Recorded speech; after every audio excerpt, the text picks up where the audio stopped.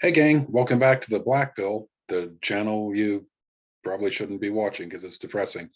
Hey, we're talking about sex, gender, and society in this little mini web series thing, and we have to start in a weird kind of esoteric place. We have to start with uh, poles, continua, and spectra. And when we can get through that, we'll have some language we're going to need later for talking about mostly gender, uh, but also sex. So let's go. In the beginning, there is one thing. And we just all sort of assume that one thing is the thing.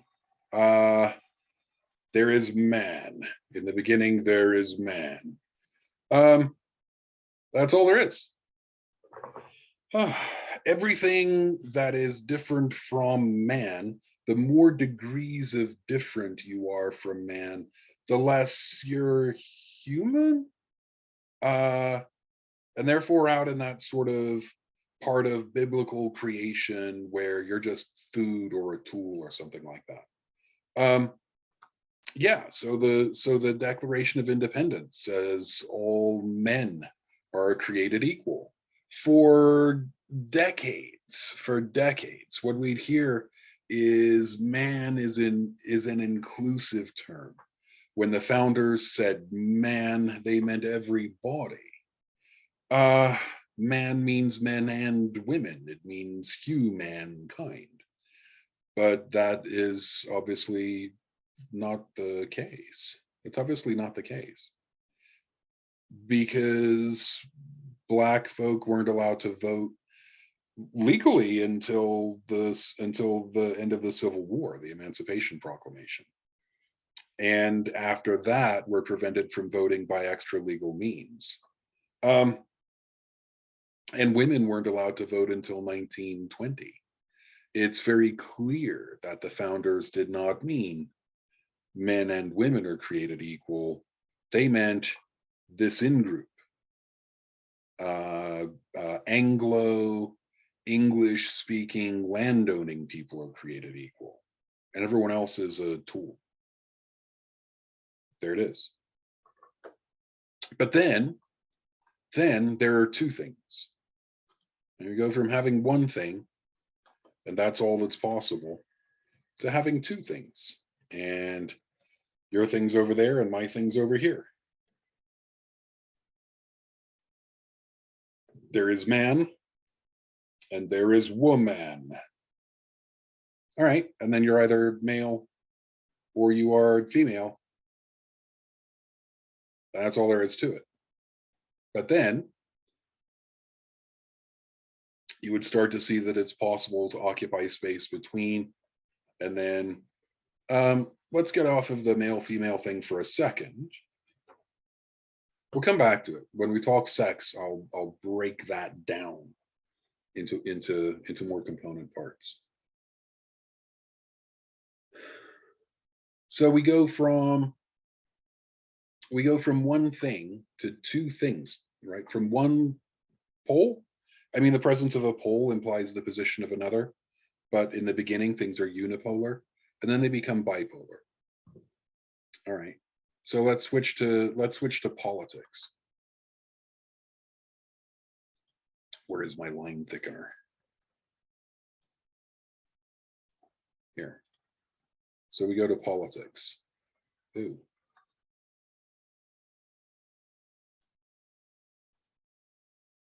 So over here, you might have Democrats. Then over here, you might have Republicans.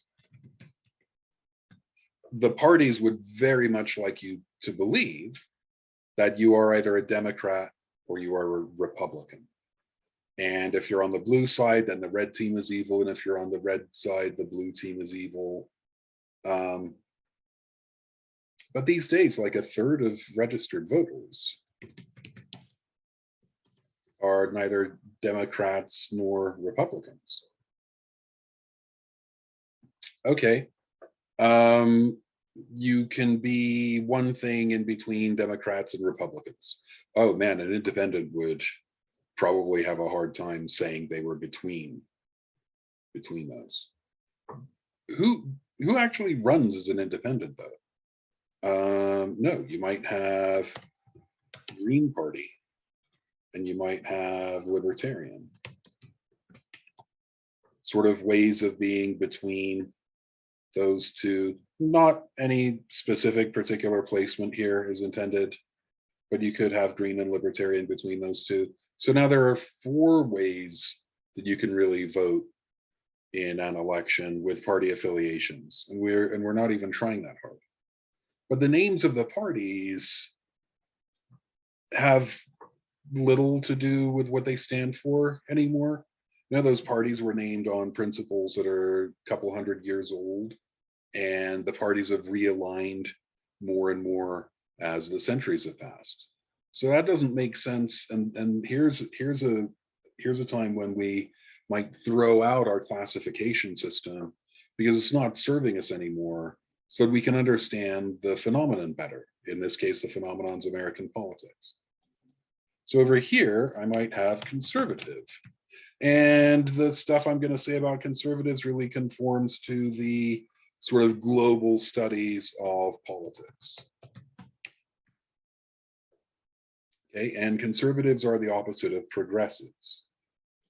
In geopolitics, that's the case. In American politics, they would love for you to think that conservatives are opposite liberals and liberals are bad or just as bad as conservatives. That's not really when we start classifying what parties are about, it's not really what they're doing. Conservatives are about tradition. They're about not changing things or changing them slowly. And then progressives are about doing the most good for the most people, basing decisions on scientific reasoning and consistent, coherent logic. When you do that, you get progressivism. So where does liberalism go? Well, look, man, you're not a conservative or a progressive. Probably not a conservative or a progressive. Those would be the 2 poles at the outer ends. And then there could be all kinds of labels that would go between progressive and conservative. And then eventually you just start to realize you could add an infinite amount of gradation between those poles. And what you get is a line. This line is a continuum. Okay. Anywhere along this scale, a person, take a 1,000-point political inventory, and you're limited only by the number of questions you can ask somebody where they would fall on a scale like this. From relatively progressive to relatively conservative.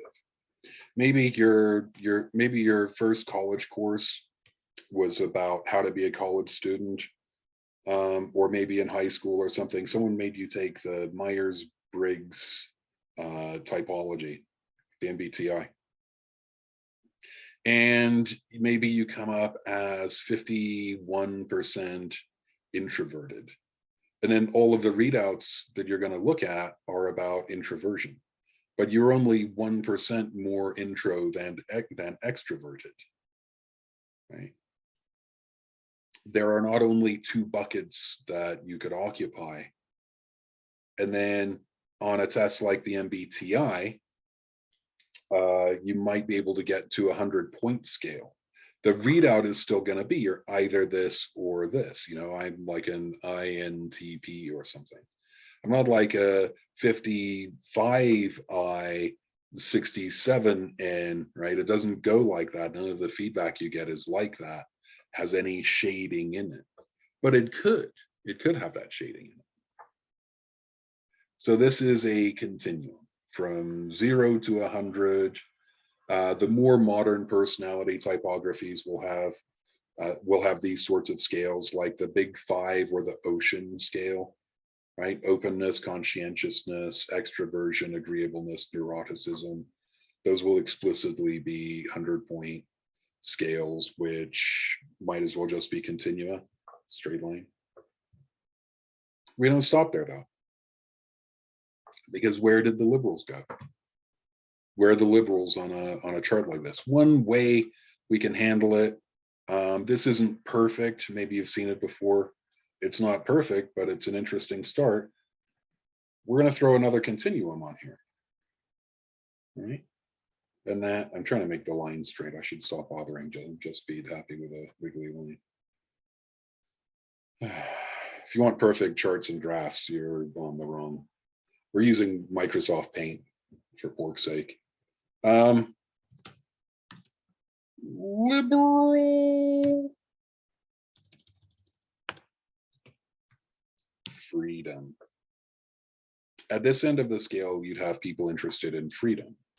And then down at this end of the scale, you'd have people interested in someone being in charge. The freedom folks are opposite the authoritarians. Authoritarians just want a leader who they can believe in, have faith in, outsource decisions to. And the freedom people want to relatively make their own choices.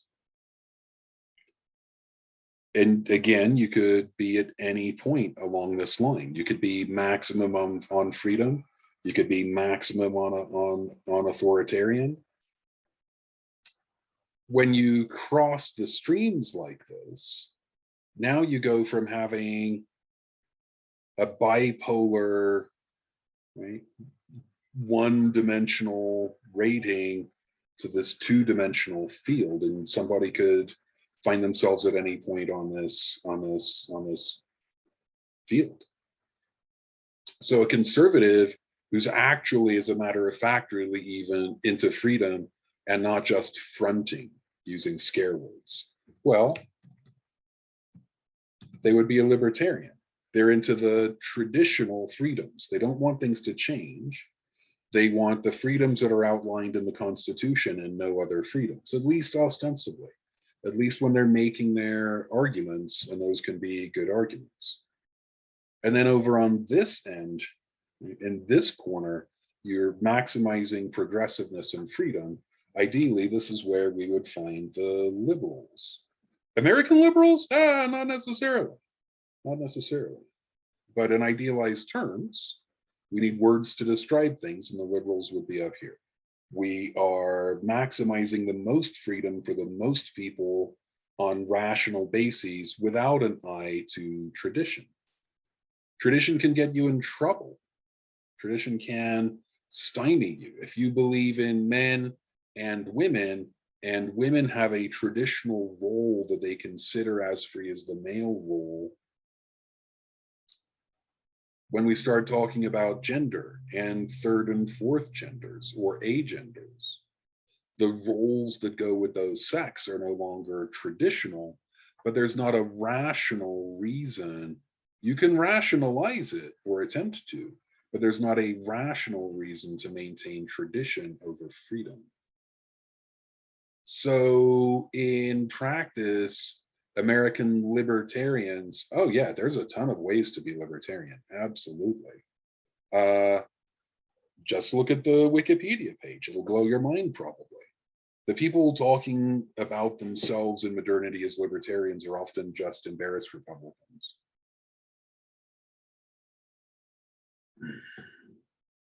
But an American libertarian typically is into individual freedom. They're not considering the most freedom for the most people. They're considering freedom from government for people like themselves, so that they don't have to change in any way.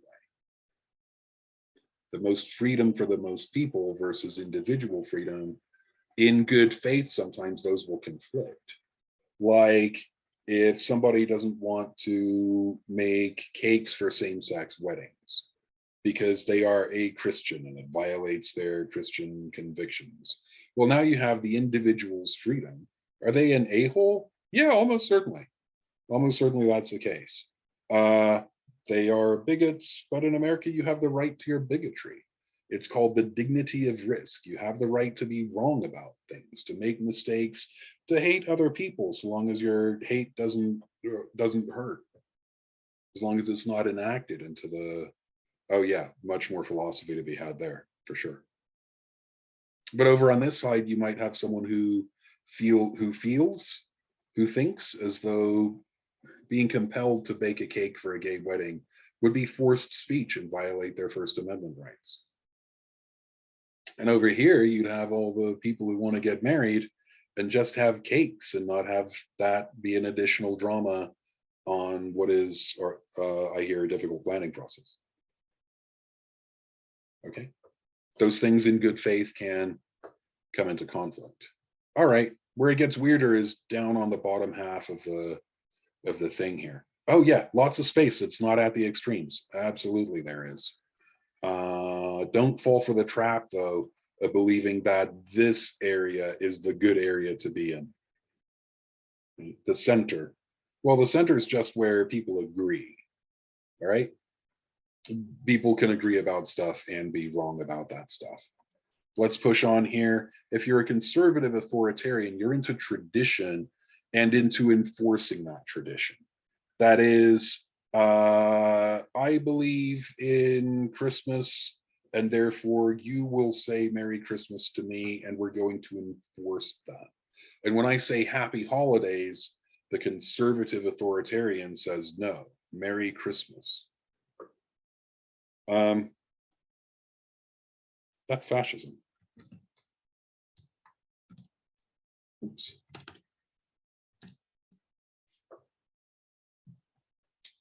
Is that even spelled right?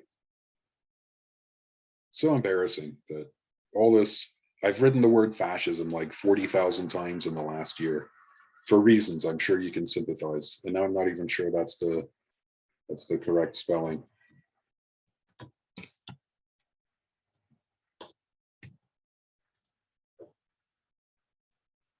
Yeah, that's right. It just looked funny for some reason. Okay, so the fascists, the authoritarian conservatives, you're going to do it the way we think is true and right, not for rational reasons, but because that's tradition. Right? So nationalism lives somewhere down in there, and racism lives somewhere down in there. This is a racist country, and the white people have always been ascendant, and everyone else has always been an underclass, and we're looking after our individual liberty to maintain superiority. White supremacy hangs out down here. All right. And then down on this end, and it can, we're already starting to see a breakdown. No system is perfect. But down on this end, you might have communism. If we actually believe that all people are equal and should be treated equally, then we might come up with a system where the state owns all of the property. And the state divides that property equally among all of its citizens. No one can earn more than someone else. No one can possess more than another person. Okay. So that is literally the government getting it together and coming by and confiscating all of everyone's property and redistributing it according to need or some other measure. But now we have a spectrum. Now we have a spectrum. You wouldn't be a point on a line. You certainly wouldn't be either a Democrat or a Republican. You would consider how much you believe in freedom, how much you believe in logic and reason, and then choose your space accordingly, and then choose your candidate based on whether they say and do things that accord with the principles that you've started to identify with, feel. Okay. We could throw in another dimension. We could throw in any number of other dimensions. Something like this is going to get unwieldy. Even now, it's going to be hard to represent 3 dimensions in 2-dimensional space. But let's give it a go. There's a line going from the back to the front of the screen here. There we are. Just imagine it's coming at you, right? And you could say you are relatively socialist. For this purpose, socialism would mean workers get the majority share of the profits of the company where they work. All right, so all the workers assemble the cars, do the bookkeeping, acquire the minerals, do the sales, whatever it is. And instead of a few shareholders who own the means of production reaping the lion's share of the rewards, the workers would get the lion's share of those rewards. And the opposite of that would be capitalist. And over here, it takes money to make money. So if I amass a certain amount of money and start buying shares in companies, then I'm going to get dividends from those shares in those companies.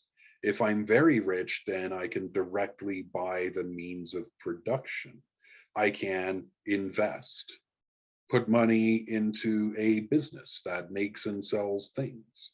And in the capitalist view, work is an expense. When my workers make money, that is not included as profit on my ledgers. My workers are an expense. And the driving force of capitalism is, especially in modernity, but always has been, to eliminate as much expense as possible. So when you see people in the street marching for $15 an hour for fast food jobs, they will be threatened immediately with being replaced by machines. Honestly, if McDonald's could replace all of the people who take orders and flip the burgers with computer screens and robots, they would have done that already. There's a couple in my town, and the staff behind the counter has barely decreased. I mean, COVID has decreased the staff behind the counter. The various realignments we're going through have done that, but people don't like to interact with those screens. Those screens are not reliable, and you have to have someone there to keep fixing the screen when it goes down. But the socialist capitalist dimension would be, to what degree do we believe that workers should be included in profits? And to what degree do we believe that investors should reap all of the rewards? The extreme far end of capitalism, the maximum capitalism is slavery, where workers receive no compensation for their labor. They have a substandard place to live. They have crops and a little extra land to grow their own food. But they're property, they're chattel. All right.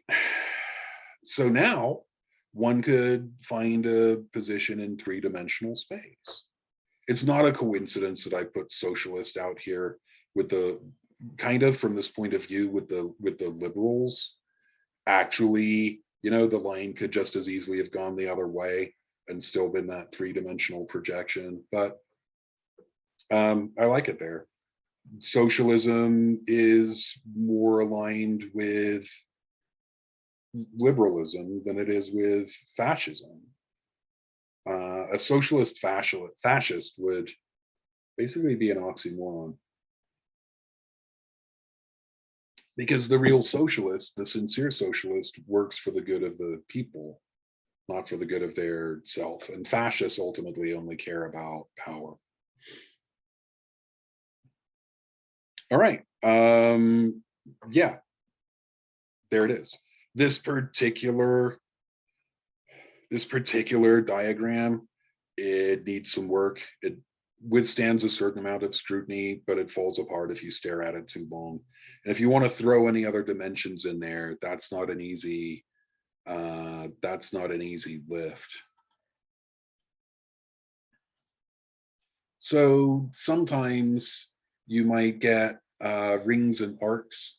So when we're talking about autism spectrum, autism spectrum is just a fine example of this progress of understanding things, from being human to non-human, to being able versus disabled, versus relatively able, versus having dimensions of ability. So you might have expanding rings of relative ability, and in the center might be the least ability, okay?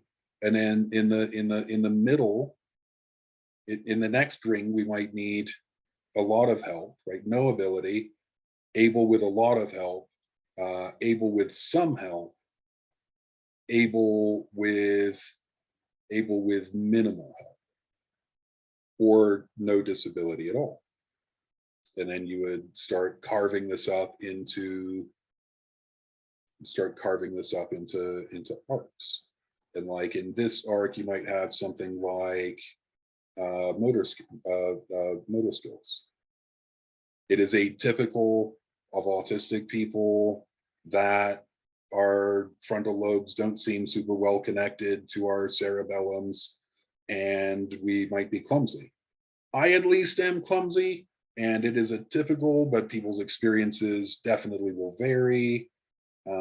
So I can get by. I don't really need help.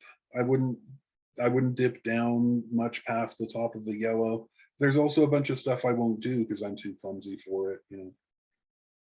And then you might carve out, like over here is frontal lobe skills, executive function. And over here might be empathic concern, like the ability of the person to understand and empathize with other people. And then over here might be, right? So now you have a whole bunch of different dimensions along which people might be relatively able or disabled in a way relevant to the diagnosis of autism, right? And then you could have all of the lines radiating out from there. So that's one way to represent that. Okay, so what we're saying is in the beginning, there is one thing. And then we realize that's not the only thing. And it's possible to be other things or other ways. That is just, that's just normal, that's natural. The more you look at things, the less simple they turn out to be. And then you discover that there are two things, and they seem to be poles. You're either this or that. But then you see that there's stuff in between those poles, and you call a midpoint. But then the midpoint doesn't hold because there's more than one way to be between those two poles, right? And then you have to let it go, say F it and call it a line, and now you have a continuum. But then those continua sometimes interact with other continua, they cross, and it doesn't make sense anymore to identify a point on on a line. It makes more sense to find it in two-dimensional space. How's that relevant to sex and gender? Well, stay tuned. We'll get into it.